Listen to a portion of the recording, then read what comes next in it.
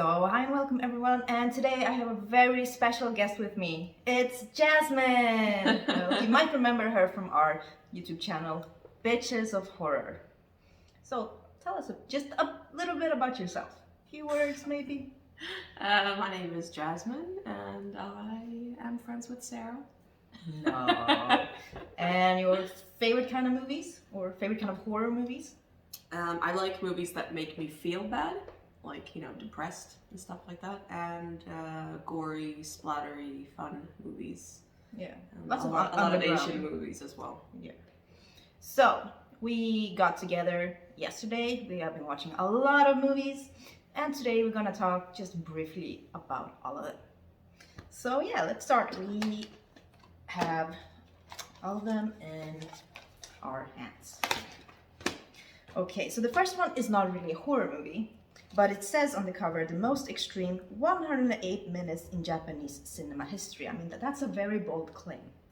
So this is Destruction Babies. Looks like this. So was it the most extreme 108 minutes in Japanese cinema, Jasmine? No, but let me see when it was, even though when it was made, because it wasn't made before Guinea Pig either, which is a lot more... When was this made? No, it's at 1945, but that's not correct. Yeah, no. I'm not really sure when it was made. Yeah, but I mean, Each of the Killer is much more extreme than this. Yeah. Yeah. But this one is about a guy who just randomly kind of picks fights with people. And he also has a missing brother. So that's basically the story. And he just goes around, fights people, and yeah. I mean, the movie felt it really had no point. And whatever point it was trying to make, it really didn't come through. Because I thought, everything would revolve more around the brother, or I don't know, there would just be, because it just felt so senseless. It was like, okay, fine, he picks fights with people, but where will this go? How will this kind of evolve, like push the story further? But it kind of felt the same thing over and over again. Yeah, and then, I don't know, some other people got involved, and I didn't really see why they got involved. The reason behind it didn't feel reason enough. But I don't know, I felt like it was trying to be like, oh, but humanity is so destructive, blah, blah, blah, blah. But like you said, I don't think that it portrayed it very well. No. So yeah, I'm giving it a 4 out of 10. Yeah, same. Okay, moving on to the second movie we saw. Dad was in it. He's one of my favorites. Yes, okay. So the second movie is Rise of the Machine Girls, which I had been looking forward to a lot. And I think this is a sequel to the first Machine Girl, I believe. People have told me that. But honestly, it really doesn't feel like it was. The tone was totally different. It kind of, I don't know, it needed to be a bit more serious, I think. It was just too silly, not in a good or fun way. And also the CGI blood was horrible. Yeah, I don't know why Japanese splatter film has gone over to the full-on CG, where you if someone's getting shot, you just see these splats of blood, but you don't see where they're coming from. So their shirt is totally clean, but you can there's just these CGI blood splats, which I absolutely hate. I'd rather see nothing at all than see that. Yeah, it really takes away from just the story and the everything. You're like, okay, this fun fight scene, and then you see that and you're like, oh, you're just drawn out of everything. Yeah. But some CGI effects work, and I mean the silly kinds. The special powers and stuff that they have. Sometimes it does work, but I just it just really takes me off from the film. I just don't like that type of blood CGI. Yeah, and also I have kind of hard trouble connecting with the main characters and the two girls. Really, in the first movie, I really could connect with the machine girl, so to speak. I felt what she went through, but in this I was mostly like, meh. Wasn't really that. I thought they were okay, but I thought the whole assassin bit was like, ugh. Even though I do like because Sakaguchi's in it, and I think he's fun, but I don't know his character. I don't know if they were trying to make it theatrical because it felt very Japanese theater type of atmosphere sometimes, but I always want to keep theater and film separate. Yeah, we have a problem with that in Sweden as well. Yeah. But yeah, I mean, that's some fun bits. Yeah, some of the kills were quite fun, but it could have been more memorable, so to speak. Yeah.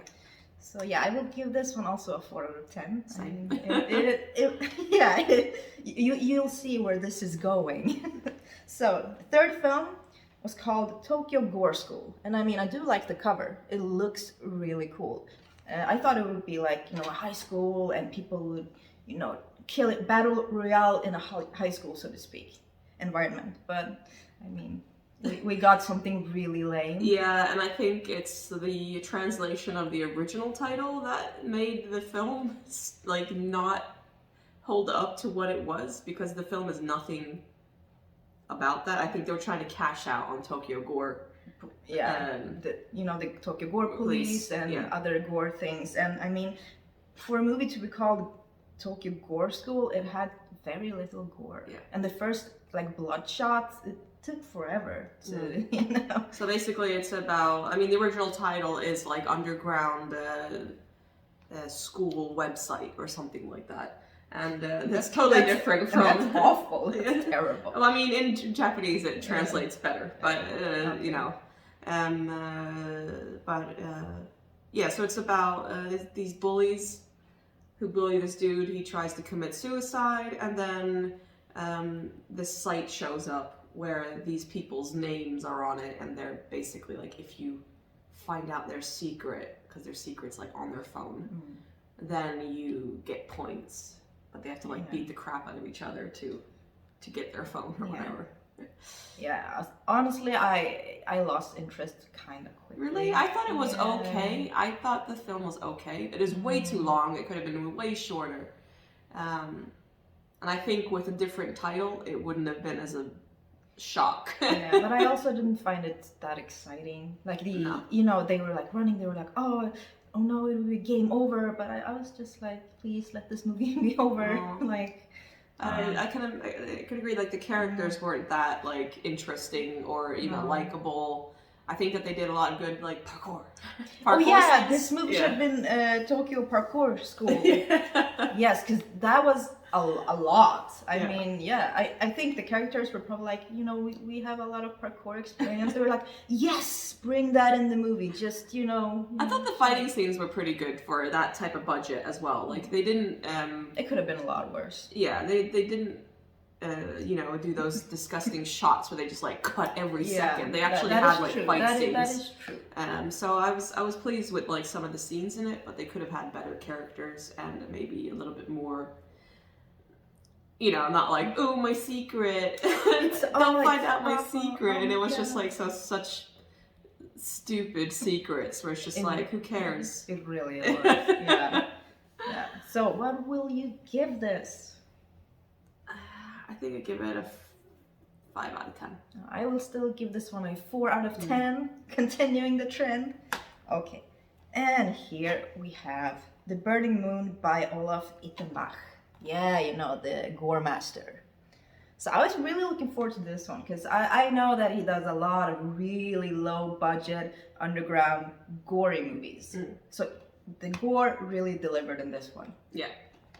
In that aspect, I was very pleased. After these films, I was like, hey, gory night, woo! And they're like, oh, there's nothing. And then, I mean, okay, Rise of the Machine Girls had a little bit, but this is kind of that. different. Yeah. And in this one, we have a guy, he's tucking his little sister in and telling her 2 good night stories, I guess, which are, very horrible. Inappropriate for a 7-year-old or however old she was. Yeah. But the first story, we have I think a guy escapes from a mental asylum or something like that. Yes. And then he goes on a killing spree, and he goes on a date with a girl. Yeah. And I did like that story. Yeah, I did too. Yeah, I think the girl, she did a really good job. And the gore, as I said, was really good. There was one character that was reaching for some butter and then got their fingers sliced off. And it looked so good. Yeah, it was very creative, very effective. And in the second story, we have this, because you find out pretty soon, it's a priest who's raping and killing people. And then he's trying to blame someone else for it. But, you know, karma catches up, maybe. Yeah. I don't think that story was as effective as the first one, but the gore delivered. I mean, I think you can always count on Ittenbach to make good gore. Yes. For very little money. Yeah. And that's why, you know, you get irritated with films that have a higher budget that can't do. I mean, maybe they put their money on other things and stuff like that. But, you know, people want to see good gore. I don't want to see crappy gore. If you're going to make crappy gore, you might as well not put it in at all. Yeah, that is true. That is true. And, you know, this movie, it does has its charm. I mean, it's very low budget. And you can, sometimes, you know, the technical aspects were a bit flawed. Of course. I mean, you have to see the film for what it is. Yeah. You can't think of this film as like The Void or, you know, something else. Of course. With a huge budget. I don't know how much budget The Void had, but I imagine it had a lot more than this. Probably a bit more. A few dollars more than this one. But still, it had its charm, I think. Yeah. And the story was okay. Yeah. And I think I give this one a 6 out of 10. Me too. Finally, the best movie so far. Yes. Okay. So, the last movie, which we just saw, it's fresh in our minds. It is Demonic. Fresh in our mind. The other films, we saw them yesterday. They're not fresh. It's gone, but Demonic. Yeah.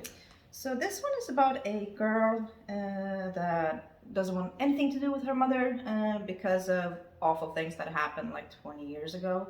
But then she finds out her mother is in a coma, but her brain activity is like really high. So the doctors want her to go in this special program they have, and they enter the mother's memory, so to speak, in like random places that her mother had chosen. Gone to her mind. Yeah, they want some information, basically. Yeah. So basically, it's The Cell, but with a little bit more or less great cinematography and what's the word I'm looking for? Set design. Yeah, I mean, The Cell was gorgeous. This movie, not so much. But I don't think. Yeah, I know that's how they're out for. But the whole, I didn't really like when she goes into her mom's mind, the filter that they put on her. It just looks terrible. It looks kind of terrible. There were like a few seconds where it looked good because of the lighting. There were like the lighting and outside when they were outside. Yeah, but mostly it looks very strange, not in a good way. Yeah. I mean, it reminded me a lot of Scanner Darkly a little bit, but like I think the Scanner Darkly looked a lot better, of course. But of course, that was their intention with that film. But I just feel like the filter wasn't really needed. I don't know. I just it wasn't. It put me off a little bit. But I don't know. I don't really like the main character. She's kind of meh. Yeah.